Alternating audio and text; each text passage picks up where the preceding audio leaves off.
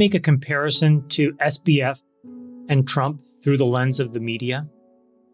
So if you go back to 2016, Donald Trump violated every single establishment bias that these left progressive journalist elites had.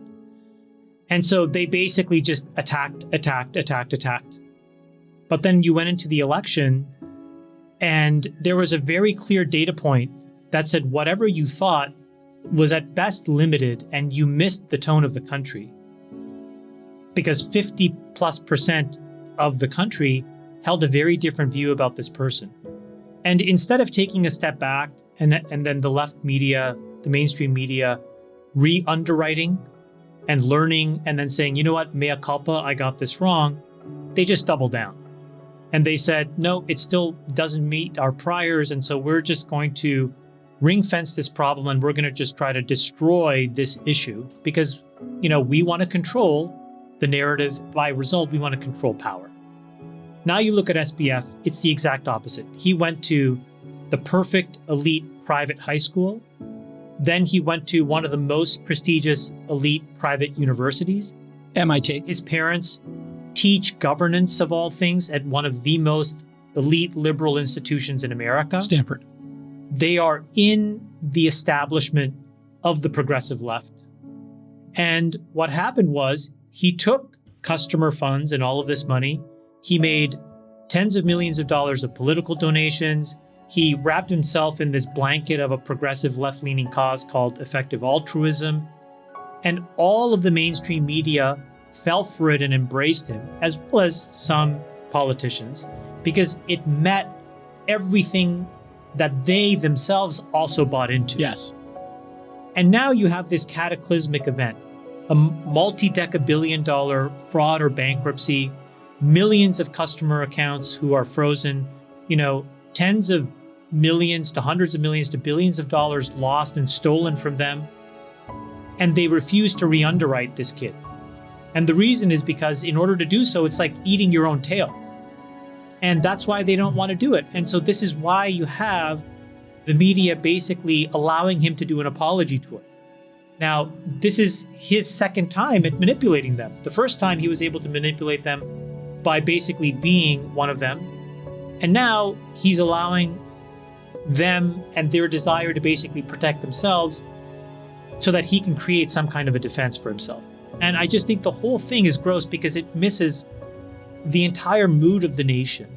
This is an enormous financial fraud that was perpetrated on tens of millions of people. And there's no accountability because in order to do so, the media would effectively have to admit that they missed it and they got it wrong. And they refuse to do it. And I think that is the really big problem that nobody is really speaking out about is like, well, if these folks are meant to be the last stop to make sure that there's truth and honesty and transparency in society, and you can't count on them, and in fact, they're just going to reflect their own narrative, what is one supposed to do to learn the truth? Look how convoluted and intertwined all these people are. Gensler's intertwined with the parents. Yeah. Parents apparently bundled a bunch of money to Elizabeth Warren. He was dating the CEO of the business that he owned 90% in. There are all these other random shell companies that he owned 100% of where they were lending back and forth hundreds of millions to billions of dollars. Yeah. To David's point, that is a sophisticated con that you have to architect. And the way that he was able to get away with it is that not a single reporter or regulator thought to dig in. And the reason I think is because he said all of the right things that wanted them to embrace him. And actually said the most uncomfortable thing out loud, which is, look, by having gone to Crystal Springs High School, by having professors, my parents that went to Stanford, by having gone to MIT, I can pull this off. That's what he said, because he can go with those things because I'm a champion of effective altruism, that I can justify any of these decisions, how amoral or immoral that they be, because I'm trying to help, my brother stand up a multi-million-dollar pandemic response business. I'm trying to do this, I'm trying to do that. And all of these regulators and all of these reporters said, okay, you get the hall pass. Now imagine if you replaced him with some random kid in some developing country or even from the United States who went to public high school, who went to some random state school. Do you think that they could have pulled any of this stuff off? No. You need the patina of the privileged class. The New York Times. That's what he had. The patina of the privileged class. Even after this fraud, the New York Times wrote more of a puff piece on him than the hit piece they wrote on Brian Armstrong last year when Brian Armstrong wouldn't toe the line on allowing politics at work. Remember that? Yeah. Unbelievable. Yeah. So I think what Chamath is kind of saying here is that the big enabler here is not crypto per se. It's all of these institutional biases and elite biases that he was able to play into, partly because he was a big insider. I mean, in a way, he monetized his parents' life work. That I think this allows us to put a fine point on is the following. You know, in society, we've confused a lot of people to think that the opposite of liberal is conservative or Republican. And I think that's the cycle that drives the mind virus inside the mainstream media. The problem is the opposite of liberal is illiberal, okay? And what illiberal means is to be narrow-minded and unenlightened. It means to be puritanical. It means to be fundamentalist. And this is really what it allows us to see now. We have now had 6 years of data, case after case after case, where if you are woke, if you are a social justice warrior, if you have the right credentials that justify your upbringing, if you have institutional bona fides that come from your parents, you get to create the narrative and you get a hall pass. And everybody else basically is at the subject and the mercy of the mainstream media.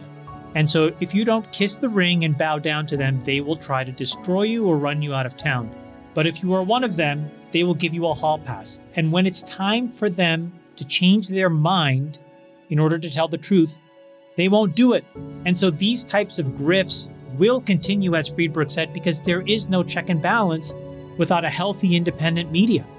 There is no way for all of us to actually know what's really going on. Guys, some person in the media could have asked the question and dug in deeper around the connections between Alameda and FTX for the last 24 months.